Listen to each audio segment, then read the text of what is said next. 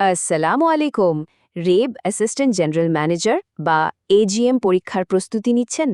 তাহলে এই সমাধানটা কিন্তু আপনার প্রস্তুতিকে এক ধাক্কায় অনেক দূর এগিয়ে দেবে। আমরা আজকে পুরো প্রশ্নপত্রটাই সলভ করব। আমরা কিন্তু একদম প্রশ্ন ধরে ধরে প্রত্যেকটা উত্তর দেখব আর যেখানে যেখানে কনফিউশন আছে সেগুলো ক্লিয়ার করে দেব। তো এমন সব সলিউশন যাতে মিস না হয়ে যায় সেজন্য এখনই ইঞ্জিনিয়ার নেক্সট বিডিতে সাবস্ক্রাইব করে ফেলুন। চলুন আর দেরি না করে শুরু করা যাক। তো প্রথমেই আমরা শুরু করব পরীক্ষার সবচেয়ে ভাইটাল পার্ট, মানে ইঞ্জিনিয়ারিং প্রশ্নগুলো দিয়ে। চলুন প্রত্যেকটা প্রশ্ন আর তার সঠিক উত্তর দেখে নিই। আচ্ছা, তাহলে সরাসরি সমাধানে চলে যাই।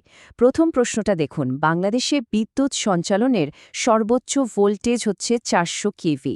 2 নম্বর, গ্রিড কোড অনুযায়ী ফ্রিকোয়েন্সি যে অ্যালাওয়েবল ভেরিয়েশন সেটা হলো 49.50 হার্টজ থেকে 50.50 হার্টজ। আর 4 নম্বর প্রশ্নের উত্তরটা হচ্ছে 30,054 মেগাওয়াট। কিন্তু 3 নম্বর প্রশ্নটাতে একটা খুবই ইম্পর্ট্যান্ট কারেকশন আছে। এই যে এটাই হলো সবচেয়ে জরুরি বিষয়। অনেকেই কিন্তু উত্তরপত্রে হাইড্রো বা জলবিদ্যুৎ দেখে কনফিউজড হয়ে যান, কিন্তু আসল উত্তরটা হলো গ্যাস। মনে রাখবেন, বাংলাদেশের সবচেয়ে বেশি বিদ্যুৎ কিন্তু গ্যাস থেকেই তৈরি হয়। এই ছোট ছোট ভুলগুলোই কিন্তু পরীক্ষার রেজাল্টে একটা বড় গ্যাপ তৈরি করে দেয়। আচ্ছা, এবার পরের সেটের প্রশ্নগুলো দেখি। 5 নম্বর, বিদ্যুতের ট্যারিফ ঠিক করে দেয় বিইআরসি। 6 নম্বর, দুটো নোডের মধ্যে কানেকশনকে বলে মেশ। 7 নম্বর, ইলেকট্রনের কম বা বেশি হওয়াকে আমরা বলি চার্জ। আর 8 থেকে 11 পর্যন্ত উত্তরগুলো তো স্ক্রিনেই দেখতেই পাচ্ছেন। যেমন ইন্ডাকটিভ সার্কিটের পাওয়ার ফ্যাক্টর ইমপ্রুভ করতে ক্যাপাসিটর প্যারালেলে লাগাতে হয়। এই পার্টেও কিন্তু কয়েকটা জরুরি কারেকশন আছে। যেমন 12 নম্বর, ডিসি মেশিনে কমিউটেটরের কাজ হল এসি ভোল্টেজকে ডিসিতে কনভার্ট করা।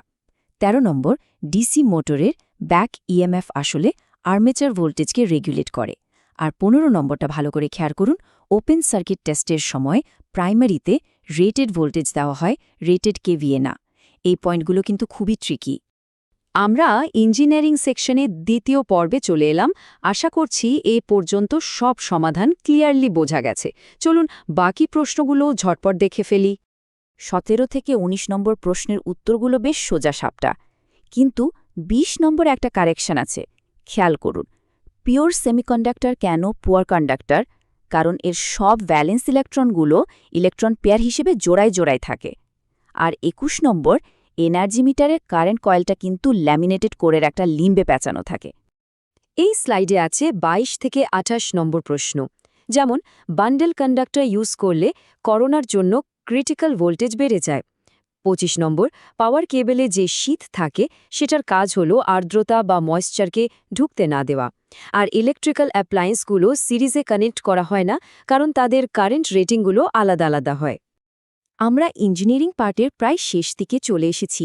এই সেটের 35 নম্বর প্রশ্নটা নিয়ে একটা কনফিউশন হতে পারে। দেখুন, কোনো একটা অ্যাপ্লিকেশনের জন্য ডিসি মোটর সিলেক্ট করার সময় আসল ফ্যাক্টর হলো তার টর্ক আর মেচার কারেন্ট ক্যারেক্টারিস্টিক্স, স্পিড আর মেচার কারেন্ট না। সো মেইন ফ্যাক্টর হলো টর্ক। তো ইঞ্জিনিয়ারিং পার্ট শেষ। এখন আমরা ফোকাসটা একটু চেঞ্জ করে আইসিটি আর অন্য টেকনিক্যাল প্রশ্নগুলোর দিকে যাব। এই পার্ট থেকেও কিন্তু বেশ কিছু ভালো প্রশ্ন এসেছিল।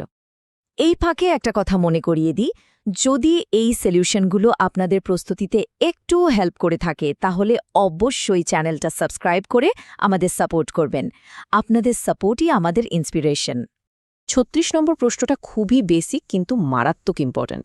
ট্রান্সফর্মার কিন্তু শুধু এসিতে কাজ করে।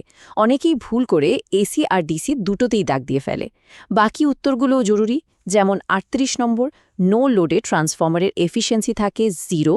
আর 41 নম্বর, দুটো আলাদা ওয়াটের বাতিকে যদি সিরিজে হাই ভোল্টেজে লাগান তাহলে দুটোই কিন্তু ফিউজ হয়ে যাবে। এই সেটে আইসিটি আর পাওয়ার সিস্টেমের একটা মিক্সচার আছে। 44 নম্বর, অ্যাসিড প্রপার্টিজ মানে হল অ্যাটমিসিটি, কনকারেন্সি, আইসোলেশন আর ডিউরেবিলিটি। আর পাওয়ার সিস্টেমের একটা ক্লাসিক প্রশ্ন হল 49 নম্বর, ট্রান্সমিশন লাইনে ট্রান্সপোজিশন কেন করা হয়? লাইন ভোল্টেজ ড্রপটাকে ব্যালেন্স করার জন্য। এখানে আরও কিছু টেকনিক্যাল প্রশ্ন আছে, যেমন বাল্ক কনজিউমারদের 11 কেভিতে সাপ্লাই দেওয়া হয়, 55 নম্বর প্রশ্নটা প্রায়ই আসে, মনে রাখবেন আইসোলেটর সবসময় নো লোড কন্ডিশনে ওপেন করা হয়। আর 56 নম্বর, হাই ভোল্টেজ আর লো কারেন্টের জন্য অয়েল সার্কিট ব্রেকার বেস্ট। আচ্ছা, সবশেষে আমরা পরীক্ষার নন টেকনিক্যাল পার্টটা দেখব। এখানে জেনারেল নলেজ, বাংলা আর ইংরেজি থেকে প্রশ্ন ছিল। চলুন এই পার্টটাও কুইকলি দেখে নেওয়া যাক। এই স্লাইডে টেকনিক্যাল আর জেনারেল প্রশ্নের একটা মিক্স আছে। যেমন 57 নম্বর, আর্ক যখন নেভানো হয় তখন যে ট্রানজিয়েন্ট ভোল্টেজটা আসে ওটাকে বলে রিকভারি ভোল্টেজ। আর 58 নম্বর, সার্কিট ব্রেকারের রেটিং ঠিক করা হয় সিমেট্রিক্যাল ফল্টের উপর বেস করে। আর এই হলো আমাদের একদম শেষ সেট। এখানে কিছু ইংরেজি প্রশ্ন আছে, যেমন 66 নম্বরে নিদার হলো একটা ডিস্ট্রিবিউটিভ প্রোনাউন।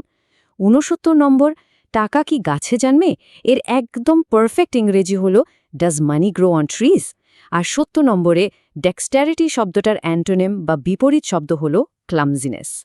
এখানে একটা ব্যাপার ক্লিয়ার করে দিই, আমাদের কাছে যে সোর্সটা ছিল সেখানে মোট 70টা প্রশ্নই আমরা পেয়েছি। এজন্য আমরা এই 70টা প্রশ্নেরই সলিউশন দিলাম। বাকি প্রশ্নগুলো আসলে আমাদের হাতে এসে পৌঁছায়নি। তাহলে এখন আপনাদের কাজ কি? প্রস্তুতির জন্য যে যে বই লাগবে তার একটা কমপ্লিট লিস্ট আমরা প্রথম কমেন্টে পেন করে দিয়েছি। এই সলিউশনটা অবশ্যই অন্য পরীক্ষার্থীদের সাথে শেয়ার করুন। আর ভবিষ্যতের সব আপডেটের জন্য চ্যানেলটা সাবস্ক্রাইব করে রাখুন। মনে রাখবেন, সঠিক প্রস্তুতি আর ভালো একটা স্ট্র্যাটেজি কিন্তু আপনাকে লক্ষ্যে পৌঁছে দেবে। আমাদের সাথে থেকে নিজের প্রস্তুতিকে আরও ধারালো করে তুলুন। আজকের মতো এখানেই শেষ করছি। আসসালামু আলাইকুম।